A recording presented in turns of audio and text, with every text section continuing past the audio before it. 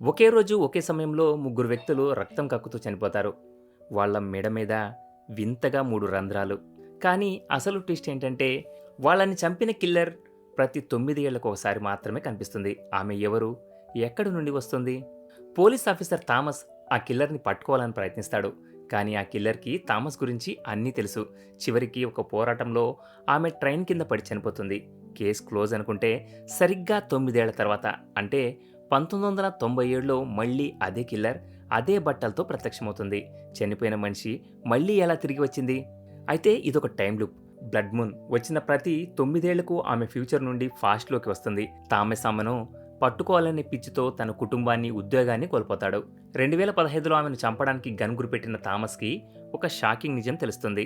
ఆ కిల్లర్ ఎవరో కాదు, థామస్ మనవరాలు రాయా. ఫ్యూచర్‌లో జరగబోయే ఒక భయంకరమైన అంతర్యుద్ధాన్ని ఆపడానికి, ఆ కరువుకి కారణమైన వాళ్ళని ముందే చంపడానికి ఆమె తన ప్రాణాలను పణంగా పెట్టి వెనక్కి వచ్చింది. తన మనవరాల్ని తాను చంపబోతున్నాడని తెలిసి థామస్ షాకవుతాడు.